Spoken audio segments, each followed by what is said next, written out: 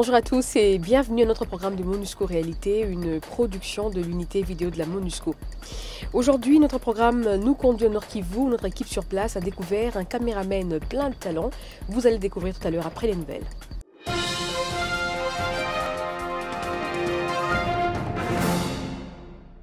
Sachez tout d'abord qu'à Kinshasa, la radio Kapi a présenté le samedi dernier sa charte électorale aux représentants des partis politiques ainsi qu'à d'autres regroupements à vocation politique et aux médias. Dans la dite charte figurent entre autres les responsabilités de Radio Kapi quant au contenu des émissions relatives aux élections, les principes et normes du journalisme et les normes relatives aux activités du personnel.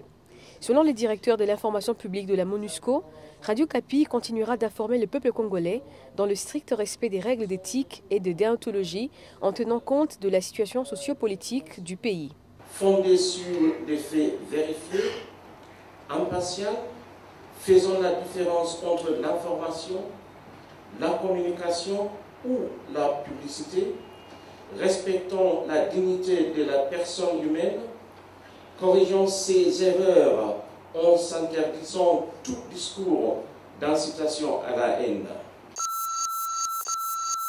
Toujours en rapport avec le processus électoral et dans le cadre de sa sécurisation, des sessions de recyclage des bataillons d'intervention de la PNC se déroulent à travers le pays. Cette sécurisation du processus électoral concerne-t-elle aussi la période post-électorale? En réponse à cette question, le porte-parole de la MONUSCO a fait état de réflexions en cours pour un plan de contingence.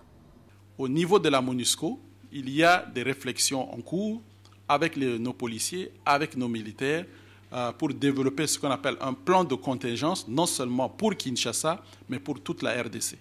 Et cela, justement, se fait en accord avec les autorités congolaises qui disposent de plus de troupes que nous, ne l'oubliez pas.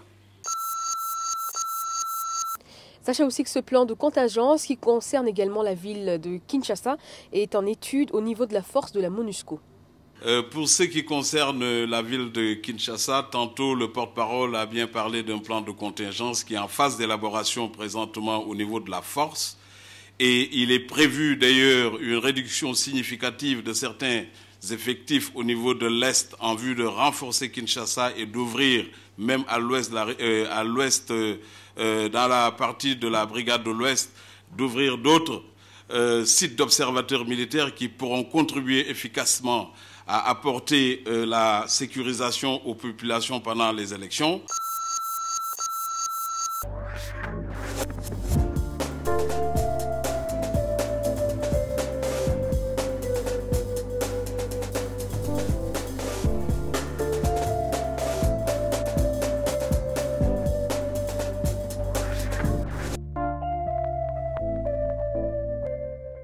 Il s'appelle Kelvin Batumike, il a 24 ans, il réside à Goma. Il a une passion, celle du son et des images, bref, de l'audiovisuel. Il adore réaliser des reportages télévisés. Objectif atteint grâce à l'UNICEF et à l'UNESCO. Kelvin est également membre du Parlement des jeunes. Mais qui est-il exactement? Pourquoi fait-il ce genre de reportages et dans quel but? Je vous laisse le découvrir. Aujourd'hui, je vais vous présenter quelqu'un qui est vraiment spécial, un jeune homme qui, avec sa petite caméra vidéo, est en train de fouiller les artères de Goma juste pour parler en faveur des enfants et faire un document vidéo en faveur des enfants. Bonjour, M. Kelvin. Je voulais savoir qu'est-ce que tu es en train de faire. Nous sommes en train de suivre les enfants de la rue, partout dans la rue, dans les centres d'encadrement, pour faire une petite vidéo, faire voir à la communauté, à toute la population, ce qu'endurent les enfants, ce qu'endurent nos pères qui sont sur la rue sans aucun encadrement. Le matériel et tout, c'est un équipement qui nous a été accordé par l'UNICEF, parce qu'on travaille avec eux toujours depuis longtemps dans le cadre de la défense des droits des enfants. Ici, nous sommes au centre Gaïndja, c'est un centre de transition de Don Bosco.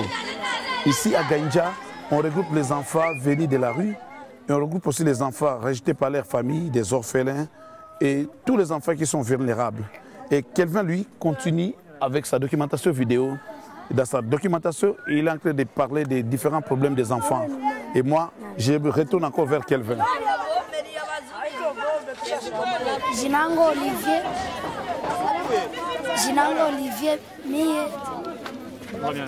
niko na 12 ans. Nilikia hapa kusoma. Tuna mimi niko na akili, niko na yo andika na mimi niko président. À l'est de la République démocratique du Congo, donc au nord Kivu, les enfants, peu importe leur situation de vie sociale, tous les enfants ont vécu des situations qui je dirais, ont traumatisé ces enfants. Les enfants ont vécu plusieurs guerres ici. Ils ont vécu la vie des camps déplacés. Il y a même certains d'entre eux qui ont affronté les groupes armés. Ils ont été amenés dans des forces et groupes armés par force. Ils ont milité et ce sont souvent eux qui étaient au premier rang. Donc il y a eu vraiment un massacre de ces enfants, je dirais. Namie jina langu Shukuru.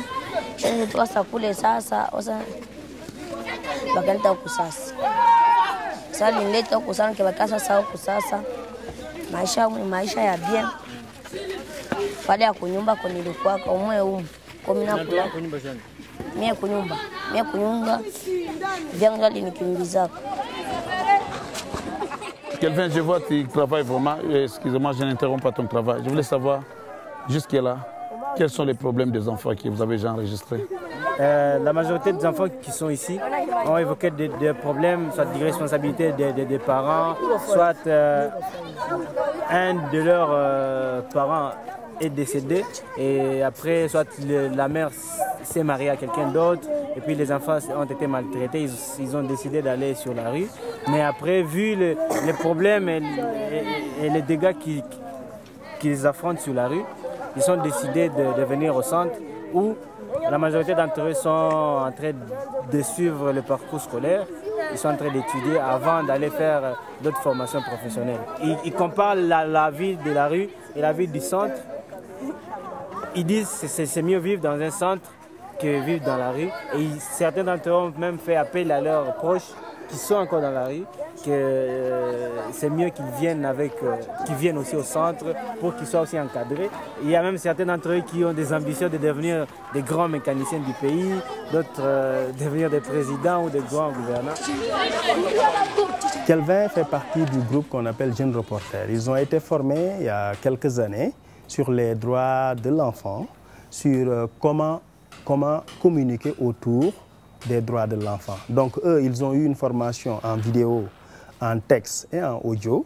Et ils ont pu, depuis lors, faire des vidéos, faire des photos ou alors des reportages audio pour parler des problèmes que leur communauté rencontre. Ce n'est pas uniquement les problèmes que les enfants rencontrent, mais les problèmes que leur communauté rencontre en général. Donc aujourd'hui, ils sont déjà un peu âgés, ils sont en train de transférer leur savoir à d'autres enfants. C'est notamment l'exercice que vous avez vu tout à l'heure. Donc ils sont en train d'outiller d'autres enfants qui sont encore plus jeunes et qui pourront eux aussi prendre le relais et faire exactement comme eux dans quelques mois.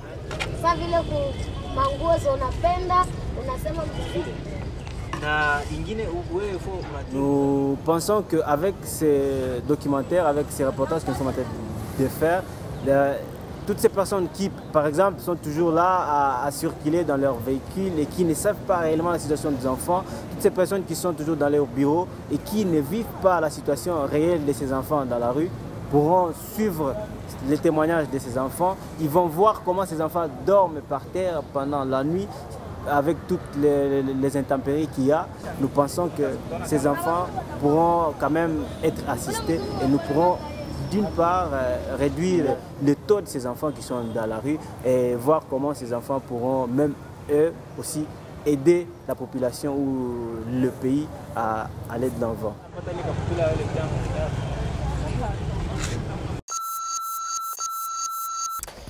À travers Kelvin, c'est toute la jeunesse nord-kivusienne qui s'exprime. Aujourd'hui, les jeunes hommes et ses collègues jeunes reporters ne sont plus tout à fait enfants. Ils forment leurs frères cadets. Bien mieux, leur formation ne la garde pas uniquement à la jeunesse, elle s'étend à toute la communauté. Les reportages sont diffusés grâce à l'UNICEF sur toutes les chaînes TV émettant à Goma et sur Internet. Et c'est la fin de cette émission. Merci de nous avoir suivis.